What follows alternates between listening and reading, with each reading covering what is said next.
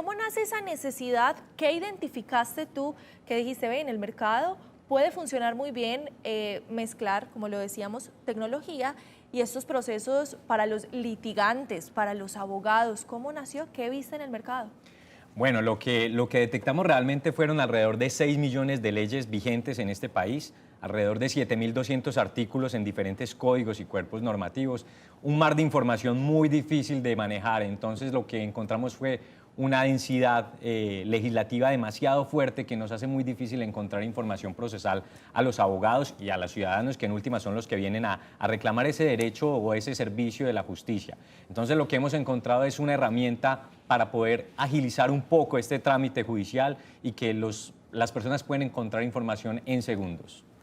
¿Cómo ha sido el desarrollo de ese aplicativo? Porque una cosa es tener la idea, idea action, y otra cosa es llevarla a cabo. Por aquí yo tengo mi glosario, yo le presto atención, Juan, yo estoy en clase. Anotando. Yo voy haciendo mi glosario por aquí.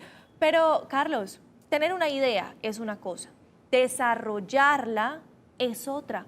¿Cómo fue ese proceso de pasar de la idea a la acción? Bueno, sí, realmente fueron alrededor de 20 meses desde que la idea ya estaba consolidada como tal, de ejecución, digámoslo así, más allá de la idea que viene de mucho más atrás desde los inicios de la carrera en sí mismo. Entonces estamos hablando de un proceso de unos 3 o 4 años. Ahora, desde la idea y el gran asunto que es la ejecución del proyecto, sí hay una gran diferencia. La ejecución está llena de problemas, de dificultades, de imprevistos. Ahí sí ha sido un gran trabajo y mucha fuerza y tenacidad para lograr los objetivos. Cuando uno comienza a contar la idea a personas externas de este emprendimiento, comienzan a hacerle muchas sugerencias, algunas muy acertadas, otras no tan acertadas por no estar al interior de esta idea. Y recuerdo que Carlos ha participado en diversos concursos del ecosistema de Medellín y uno piensa en una aplicación de derecho, pues como que el servicio final fuera para los usuarios, para el que necesita realmente o para de esa cadena el usuario final que necesita aplicar algo de derecho en su vida diaria. Pero has tomado la decisión de que sea por etapas. ¿Cómo planea uno eso? Bueno, Juan, lo que vos decías al comienzo del programa, este es un tema que hay que trabajar mucho con el traslado de tecnología. Los abogados hemos sido muy relegados a estar con libros todavía, a estar con grandes sentencias, con grandes textos, y ahí es donde ha habido un gran trabajo, y por eso hemos considerado que no podemos pasar de un salto de los libros a la tecnología de manera tan drástica y mucho más para las personas.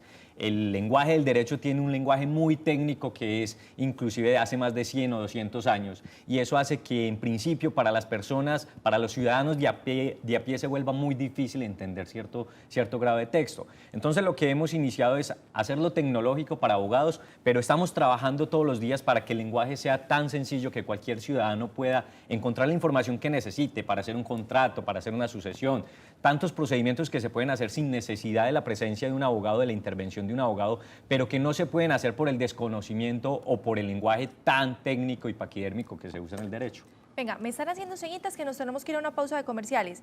Preguntan de sí no o muy breve mejor, pero entonces, lo que te estoy entendiendo, este aplicativo, esta idea, no es exclusiva para abogados, es decir, es una herramienta ideal y un acompañamiento, pero si nosotras, personas del común, necesitamos una ayuda en algo muy cotidiano, podemos encontrar también ahí respuestas. Así es, hacia allá estamos apuntando, eso es lo que queremos ser disruptivos con la tecnología y queremos que todos los ciudadanos puedan acceder a la justicia. Con esa aclaración nos vamos a una pausa de comerciales muy cortita y cuando regresemos, como lo decimos anteriormente, vamos a conocer un poco más de la parte operativa, es decir, esos consejos, esos tips de la experiencia que ha tenido Carlos Giraldo con este emprendimiento que a usted le pueden servir con el que esté pensando realizar en casa. Ya regresamos con cuál es el cuento.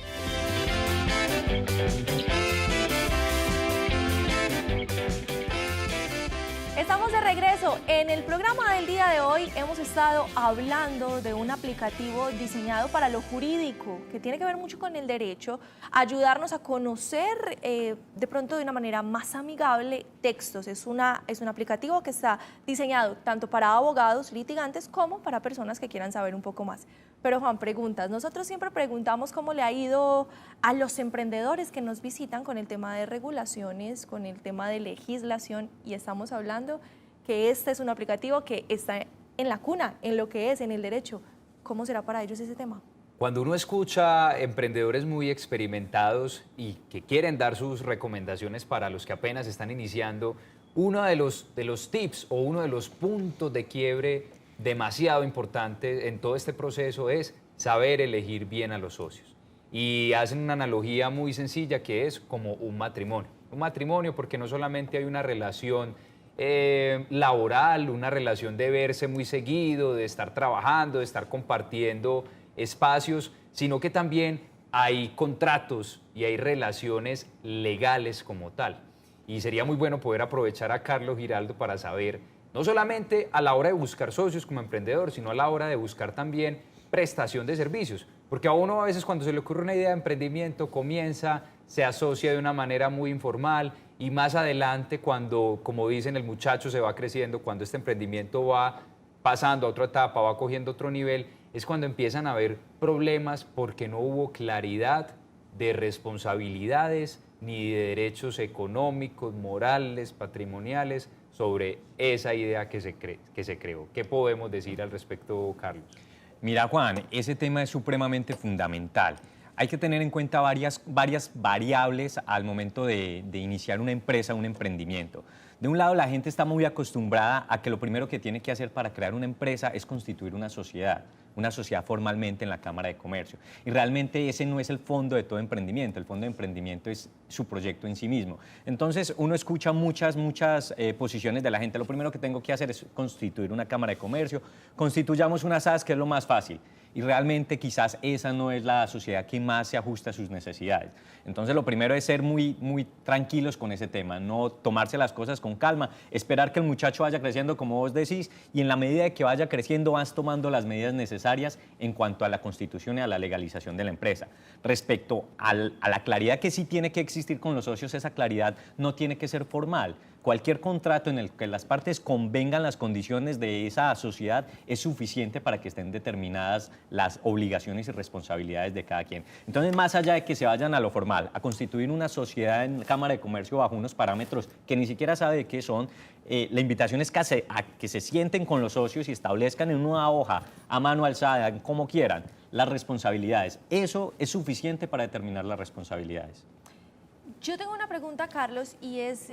Nosotros en Colombia creo que somos una cultura que busca, no sé si el término es lo fácil, pero sí un poquito lo más cómodo, sobre todo cuando tiene que ver con tecnología y aplicativos. Quiero decir, siempre buscamos el que sea gratuito o el que nos dé el conocimiento sin nada a cambio. ¿Ha sido rentable para ustedes en Teo este emprendimiento en tecnología con un aplicativo? Es decir, ¿se le puede apostar a esta clase de emprendimientos? Por supuesto que sí, se le puede apostar a esta clase de emprendimientos. Obviamente no es un trabajo de la noche a la mañana y no surgió con la idea y la vendí por millones, pues como la gente sueña en diferentes programas o emprendimientos. No, pero sí vale la pena comprometerse con proyectos como estos y con todos los proyectos de los emprendimientos. Vale la pena esforzarse por sacarlos adelante y sí es rentable. Y es fácil. Ahora, pues la otra pregunta obligada tiene que ser esa. Desarrollo tecnológico. Aquí sí tenemos los recursos necesarios, recursos tecnológicos, técnicos, humanos y de software necesarios para esta clase de emprendimientos. Pues sí, realmente en Colombia y en Medellín, propiamente con el tema de la cuarta revolución industrial, sí tenemos herramientas suficientes para ello. Hay que buscarlas, hay que estar pendientes de ellas, hay que estar trabajando sobre ellas 24 horas, 7 días a la semana, pero hay lo suficiente para crear un buen dispositivo. Creo que lo que hace falta de pronto es más disposición.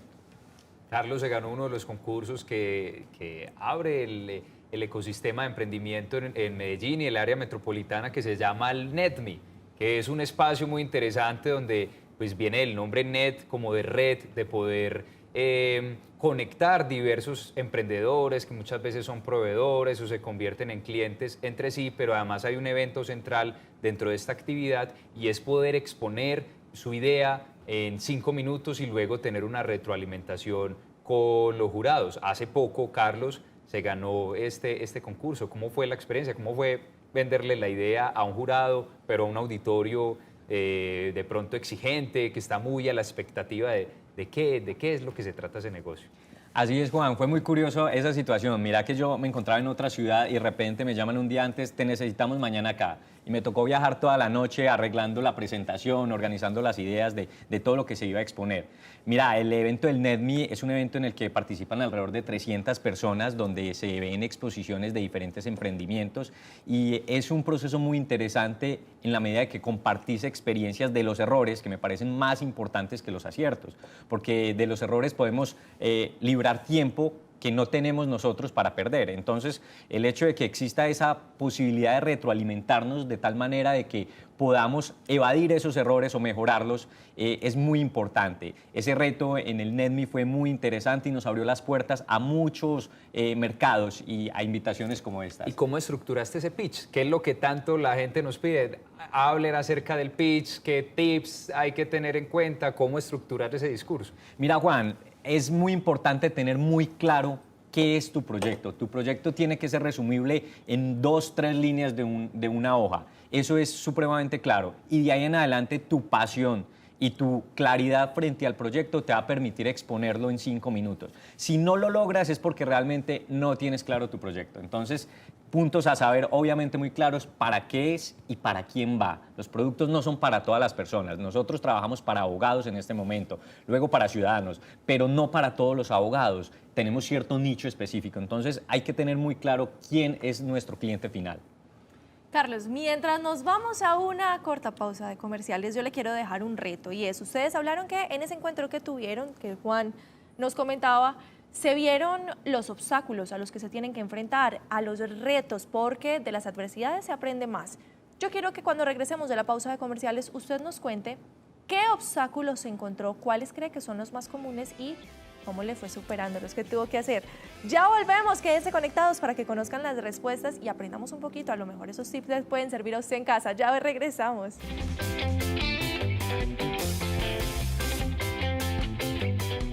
Carlos, cuando nos fuimos a la pausa de comerciales, nos fuimos con un reto pequeño y es que nos hable de los retos, pero ojo, no de estos, sino de los que su emprendimiento ha tenido, qué obstáculos han atravesado, cómo los han superado.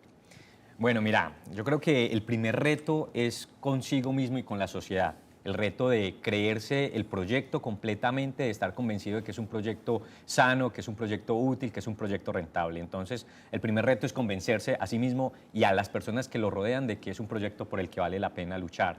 El segundo reto obviamente es el financiero. El financiero sigue siendo un reto bastante importante que hay que considerar, cómo contratar un programador, otras personas que se necesitan dentro de nuestro emprendimiento. Entonces ahí pues la ayuda de la familia, la ayuda de los ahorros son vitales en ese momento. La familia es una que le pone el pecho a este tipo de emprendimientos. Y los retos logísticos, que la única manera que hemos aprendido a resolverlos es tomando decisiones oportunamente, porque definitivamente equivocarnos está en el plano de las posibilidades, pero lo que sí es un error es quedarse en el error durante mucho tiempo. Y seguramente dentro de esos retos, Carlos, está el de conseguir sus primeros clientes, porque muchas veces cuando uno hace un emprendimiento tecnológico se enfoca mucho en que los sistemas tecnológicos funcionen, que tenga un buen lenguaje de desarrollo, que esté bien estructurado, que esté bien planeado como toda esa arquitectura de información, y en eso se puede gastar uno mucho tiempo y cuando va a salir a venderlo, pues las cosas han cambiado, ya hay más competencia, de pronto lo que uno pensó que iba a funcionar en el negocio pues no era tan funcional, no iba a ser tan bueno para este modelo de negocios, y esos primeros clientes son claves. Muchas veces se conoce como el early adopter o como esas primeras personas a las que tienen una necesidad considerable de la solución que les estoy ofreciendo, y tienen un poder adquisitivo, a veces se da a través de pruebas, de pruebas gratuitas, licencias gratuitas, pero también hay algunas veces en las que se compra en esos clientes iniciales. ¿Cómo es ese proceso y cómo ha sido ese reto de tener esos early adopters, de los primeros adoptadores, los primeros que están dispuestos a comprar tu producto o servicio? Mira, Juan, tocando un poco lo primero que mencionaste que me parece muy importante sobre el tema de lo que uno quiere desde una plataforma tecnológica. Es claro que uno tiene planeado lo que va a hacer y no quiere que haya errores. Pero también es evidente que los errores son posibles. Las empresas más grandes de tecnología los tienen y tienen que sacar actualizaciones de seguridad. Entonces, pienso que no es un pecado tener esos errores, lo que es pecado es mantenerlos. Entonces, de un lado, como para no frenarse, porque mucha gente se frena en el emprendimiento hasta que no esté completamente listo, no salimos. Entonces, eso puede que nunca suceda. Entonces, una invitación a que se lancen un poco al vacío, ¿no? Y en cuanto a esos early adopters de los que hablas nosotros, hace 20 meses, cuando no teníamos la aplicación, empezamos a usarla con jueces de la República para que ellos probaran, obviamente por la dinámica de sus procedimientos judiciales, alrededor de 2.000 procesos judiciales al año, qué tan útil les podía ser y de qué manera podían administrar la información más rápido y más eficientemente a través de los procesos judiciales desde TEO. Se hizo así y también se ha hecho con profesores de posgrado de la Universidad de Medellín, quienes han probado y han verificado el contenido de TEO. Estamos mejorando, estamos creciendo, pero ha sido un trabajo muy interesante con estos personajes del ecosistema. A mí me parece muy interesante porque incluso en el bloque anterior, antes del corte de comerciales, Carlos decía, sí es para abogados, pero tenemos un nicho. Es decir, Juan, me voy primero contigo, es importantísimo reconocer primero el público. Creo que es una de las primeras cosas que debe hacer un emprendedor antes de lanzar. Muchas veces cuando se habla de marketing digital y de pronto los que no estudiamos eso, los que no tenemos como profesión el mercadeo, pensamos que el marketing digital es algo muy diferente a lo que es el mercadeo tradicional y en sus bases sigue teniendo esa esencia, simplemente que a través del marketing digital pues hay otros medios a los cuales se le puede llegar a ese usuario. Pero a lo que voy es que hay un punto de origen y es esa segmentación del buyer persona, de la persona compradora o de este cliente, en el cual lo que sí ha cambiado con el tiempo es cómo crear ese perfil de esta persona a la que se va a dirigir mi producto o servicio. Antes se tenía en cuenta otras variables que eran muy importantes como la edad, el estrato socioeconómico, y hoy ya se tienen en cuenta otras variables como las psicosociales y otras variables que en conjunto engloban este perfil que, como tú dices, Andrea, es exageradamente importante para poder conocer ese cliente, poder conocer esos puntos de dolor que tiene el cliente actualmente y cómo mi solución pues se conecta y le puede llevar, le puede aliviar esos puntos de dolor. Ahora, con base en eso que me parece maravilloso, es decir, aquí estamos hablando de fundamentos teóricos y académicos que se ponen en la práctica, y la práctica es, tú tienes un nicho de mercado, tú tienes muy claro quiénes son. Carlos, ¿cómo fue para ti esa identificación? Me explico. Primero pensaste, creo que a este nicho le puede servir una aplicación que haga esto y esto, o primero dijiste, tengo en mente una aplicación y creo que el público puede ser este. ¿Cómo fue esa identificación del público objetivo?